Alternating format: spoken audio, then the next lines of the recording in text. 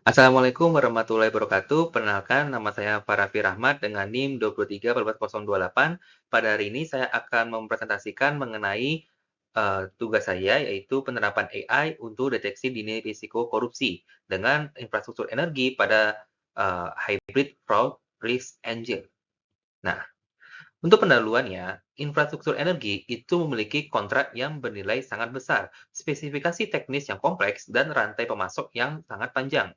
Nah, KPK pada kajian e-procurement tahun 2005 menyebut pengadaan barang dan jasa itu sebagai perkara kedua terbanyak dalam data 2024. Sedangkan skor SPI pengadaan nasional itu berada di nilai 64,83, yang mana ini adalah kategori rentan. Berdasarkan berita-berita baru juga, terdapat dorongan transparansi mengenai pengadaan batu bara PLN. Oleh sebab itu, saya membuat mengenai pembuatan alat AI untuk membantu masalah-masalah ini. Nah, AI itu adalah mesin prioritas audit, bukan vonis. Front Analytic itu menggabungkan red flag, anomaly detection, supervised learning, dan analytic graph. OECD menjelaskan bahwa AI dapat menemukan outlier dan pola yang perlu diselidiki oleh manusia. Jadi, quorum sistem itu bukan vonis korupsi, melainkan skor risiko beserta alasannya.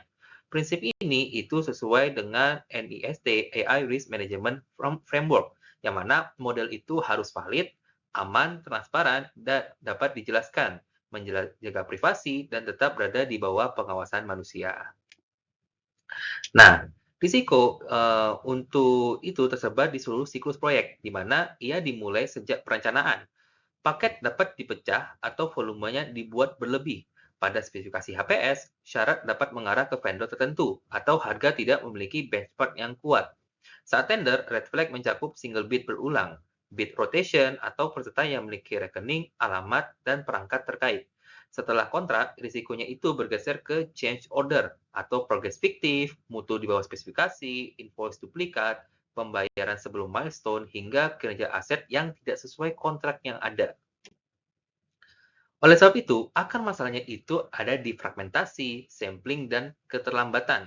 Maksudnya gimana? Keseimbangan antara kompleksitas transaksi dan kapasitas pengawasan.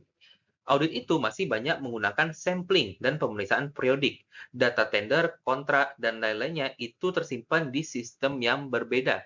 Transaksi yang tidak normal pada data sendiri-sendiri ini itu bisa menjadi mencurigakan ketika dilihat sebagai rangkaian waktu dan jaringan hubungan. Aturan statis itu jadi juga mudah dilewati, sedangkan hasil audit itu sering belum kembali menjadi label pembelajaran. Karena itu, deteksi kerap terjadi setelah pembayaran atau proyek itu udah berjalan terlalu jauh, jadi telat untuk pendeteksian korupsinya. Nah, data itu harus menghubungkan transaksi dengan kondisi fisik, yang mana termasuk dari transaksi, entitas, dokumen, fiksi dan operasi, dan juga eksternal, yang mana karakter datanya ini itu heterogen, besar, sensitif, dan sangat tidak seimbang karena kasus terkonfirmasi sedikit. Identitas juga sering tidak konsisten dan polanya itu berubah dari waktu ke waktu. Karena itu diperlukan master data, entity resolution, data lineage, dan perlindungan akses. Nah, oleh sebab itu, salah satu yang saya gunakan yaitu adalah isolation forest. Tetapi isolation forest ini bukan algoritma intinya, yang mana dia tidak bekerja sendiri. Nah, kenapa saya menggunakan isolation forest? Itu karena algoritma ini tidak membutuhkan banyak label. Dia scalable dan efektif untuk menemukan observasi yang jarang serta berbeda. Ini itu lebih realistis daripada model supervised murni ketika kasus fraud itu terkonfirmasi sangat sedikit. Nah, namun, aturan red flag tetap digunakan untuk pelanggaran eksplisit. XGBoost mempelajari pola kasus yang telah divalidasi, graf analitik mencari hubungan vendor dan potensi kolusi, sedangkan NLP mengekstrak fitur kontrak. Jadi, isolation forest ini itu hanya algoritma intinya, tapi dia tetap dibantu oleh algoritma lainnya, seperti algoritma rules, XGBoost, graph, dan NLP, sesuai yang dijelaskan tadi. Nah, untuk arsitektur memisahkan scoring dari keputusan itu dimulai dari sumber datanya, yaitu terdiri dari e-procurement, ERP, master vendor, sistem proyek, pembayaran, serta SCADA atau IoT. Lalu data itu akan masuk melalui API dan streaming ke Lakehouse. Di sini akan dilakukan validasi, katalog data, master data, entity resolution, dan pembentukan grafnya. Lalu dilanjutkan ke fitur store-nya yang kemudian memasuk rule engine-nya seperti Isolation Forest, XGBoost, Graph Analytic, dan NLP. Assemble juga akan menghasilkan skor risiko 0 sampai 100. Setiap alert dilengkapi dengan reason code dan bukti. Lalu masuk ke case management, yang mana auditor akan memutuskan apakah alert ini itu valid, perlu klarifikasi, atau ditutup. Sistem ini tidak langsung ke pembayaran, dan keputusan konsekuensialnya tetap memerlukan otorisasi manusia. Ini saya sebutkan sebagai hybrid system tadi, yang mana keputusan itu tetap berada di tangan manusia, walaupun AI digunakan untuk mempermudah tugas-tugas dari audit ini. Nah, ini untuk alur kerja langkah untuk menjaga bukti itu tetap terlacak. Yang pertama ada acquire, lalu di-validate, di-resolve, di-engineer, score, explain, triage, lalu investigate, dan learn-nya. Untuk investigate itu seperti yang dijelaskan tadi merupakan reviewer dari manusia sendiri, yang mana dia akan memberikan keputusannya. Jadi keputusan itu tetap berada di manusia. Lalu untuk learn, bisa saya jelaskan di slide selanjutnya, yaitu evaluasi harus mengikuti kelangkaan kasus fraud-nya.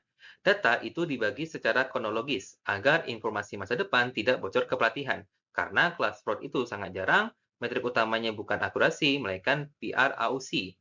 Precision recall, precision ATK, dan lift itu dibanding sampling acak. Target pilot yang diusulkan ada recall seminimum mungkin itu 80% pada kasus historis terkonfirmasi, dengan lift minimal 3 kali, serta precision minimal 30% pada 5% alert teratas. Secara operasional, alert kritis ditargetkan tersedia dalam 15 menit, dan seluruh alert harus memiliki reason code, data lineage, serta versi modelnya. Nah, secara teknis, cakupan audit dapat meningkat mendekati seluruh populasi transaksi. Lead time deteksi berkurang, dan auditor fokus pada yang memiliki risiko tertinggi.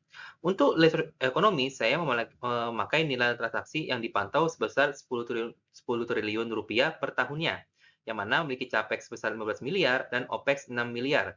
Pada skenario dasar, exposure itu diasumsikan 1% dan seperempatnya itu dapat dicegah. Ditambah efisiensi audit, manfaat brutonya itu mencapai 30 miliar per tahunnya, yang mana ROI-nya tahun pertama itu sekitar 42,9% dan payback-nya itu 7,5 bulan. Ini bukan angka kerugian aktualnya, tapi ini hanya analisis sensitifnya. Nah, tantangan teknologi itu meliputi integrasi legasi, kualitas data, entity resolution, drift, dan keamanan cyber. Dari sisi regulasi ada privacy, kerahasiaan, bukti elektronik, dan hak klarifikasi. Di tantangan organisasi ada silo, ownership, independensi audit, dan resistansi. Roadmap-nya yang sudah saya buat itu dilakukan selama 12 bulan, dimulai dari governance, data readiness, MVP historis, lalu shadow mode. Setelah threshold stabil, pilot dilakukan pada 1 atau 2 kategori sebelum di scale up. Dampak kendalanya muncul ketika ketidaksesuaian komponen, mutu bahan bakar, progres atau pemeliharaan ditemukan lebih awal, sehingga risiko keterlambatan proyek dan gangguan operasi dapat dikurangi. Gitu. Nah, untuk kesimpulannya, sistem paling tepat adalah hybrid fraud risk engine dengan isolation forest sebagai algoritma intinya. Diperkuat dengan rules, XGBoost, dan NLP, dan explainability. Mulailah dari pilot brigade, bangun fondasi data, dan wajibkan human review. Keberhasilan itu harus diukur dari kualitas alertnya, kecepatan tindak lanjut, manfaat tervalidasi, serta berkurangnya risiko proyek dan operasi, bukan dari banyak orang-orang yang dicurigai. Jadi, ini itu ditentukan oleh kualitasnya, bukan kuantitasnya. Oke. Mungkin sekian untuk presentasi saya pada hari ini. Ini untuk sumber-sumber yang saya gunakan untuk membuat analisa saya. Mungkin selebihnya dari saya, Pak Raffi Rahmat, NIM 2318028. Saya ucapkan terima kasih. Wassalamualaikum warahmatullahi wabarakatuh.